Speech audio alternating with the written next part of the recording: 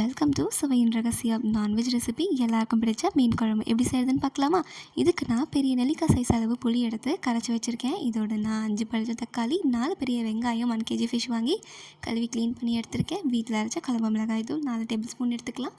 1/2 spoon மஞ்சத்தூள், கை நிறைய கருவேப்பிலை ஃப்ரெஷ்ஷாக இருந்தால் இன்னும் நல்லாயிருக்கும். புளி கரைசல் எடுத்துக்கலாம். அடுத்து ஒரு வானலில் 2 டேபிள் ஸ்பூன் நம்ம எண்ணெய் ஊற்றிக்கலாம்.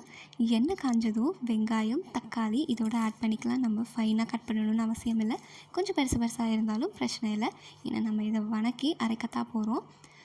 சிம்மில் வச்சு நல்லா ஸ்லோவாக வணக்கி எடுத்துக்கலாம். வெங்காயமும் தக்காளியும் நல்லா ஒரே அளவு மசிஞ்சு வர அளவுக்கு வணக்கி எடுத்துக்கலாம். இதோட நம்ம 1/2 ஸ்பூன் எடுத்து வச்சுருந்தோம் இல்லையா மஞ்சத்தூள், அதையும் சேர்த்து நல்லா வணக்கி எடுத்துக்கலாம்.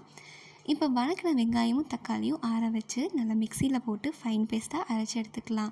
இப்போது ஒரு வானலில் நான் 3 டேபிள் ஸ்பூன் நல்லெண்ணெய் சேர்த்துறேன். மீன் குழம்புக்கு நல்லெண்ணெய் ரொம்ப நல்லாயிருக்கும்.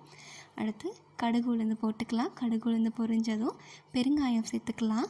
நான் இன்றைக்கி தேவையான அளவு பெருங்காயம் சேர்த்துருக்கேன். பெருங்காயம் சேர்த்தா ரொம்ப நல்லது. கருவேப்பிலை பொரிஞ்சதும் நம்ம அரைச்சி வச்சுருக்க வெங்காயம் தக்காளி பேஸ்ட்டை இதோட சேர்த்துக்கலாம். வெங்காயம் தக்காளியோட பச்சை வாசனை போனதும் கண்டிப்பாக போயிருக்கும். இன்னும் ஒரு எண்ணெயில் ஃப்ரை பண்ணிக்கலாம். மிளகாத்தூள் வீட்டில் அரைச்ச குழம்பு மிளகாத்தூள் ஆட் பண்ணிக்கலாம். வீட்டில் அரைச்ச குழம்பு மிளகாய்த்தூள் இல்லை அப்படின்னா 2 டேபிள் ஸ்பூன் மிளகாத்தூள், 3 டேபிள் ஸ்பூன் கொத்தமல்லி தூள் ஆட் பண்ணிக்கலாம். இதுக்கு பச்சை வாசனை போனதும் நான் தேவையான அளவு தண்ணி ஆட் பண்ணிக்கிறேன். இதுவும் எனக்கு இந்த அளவு குழம்பு இருந்தால் போதும். இது இன்னுமே சுண்ட வைக்கணும். ஸோ இந்த அளவு தண்ணி ஊற்றிக்கிட்டு தேவையான அளவு கல்லுப்பு சேர்த்துருக்கேன். கண்டிப்பாக கல்லுப்பு சேர்த்துக்கோங்க. அதோடு நம்ம புளி கரைச்சி வச்சுருக்கோம் இல்லையா, அதையும் சேர்த்துக்கலாம். நான் கொஞ்சம் கெட்டியமாக கரைச்சி எடுத்து வச்சுருக்கேன். இதோ இந்த புளி கரைசலை சேர்த்துனதும் குழம்பு நல்லா கொதித்து வரணும். நல்லா கொதித்து நல்லா பச்சை வாசனை போகிற அளவுக்கு குழம்பு ரெடி பண்ணிக்கலாம். இதோ இந்த மாதிரி எண்ணெய் பிரிஞ்சு வரணும். குழம்பு ரெடி ஆனதும் இதோ இந்த மாதிரி இருக்கும். இந்த ஸ்டேஜில் உப்பு காரம் செக் பண்ணிக்கோங்க. எனக்கு கரெக்டாக இருந்தது. நான் அதோட விட்டுட்டேன். எனக்கு இன்னும் கொஞ்சம் சுண்டி இருக்கணும் அப்படின்றதால நான் மூடி போட்டு வேக வச்சுக்கிறேன் குழம்ப. அடுத்து இந்த மாதிரி ஸ்டேஜில் நம்ம வெங்காயம் நல்லா பச்சை வாசனை எல்லாமே போயிருக்கும். நம்ம 1 by 1 ஃபிஷ் ஆட் பண்ணிக்கலாம். எனக்கு இந்த அளவு குழம்பு கெட்டியாக வந்திருக்கு. வீடு ஃபுல்லாக ஒரே குழம்பு வாசனை தான். இப்போ நம்ம மெயின் இன்க்ரீடியண்ட்டான நம்ம ஹீரோ மீனை இறக்கிக்கலாம்.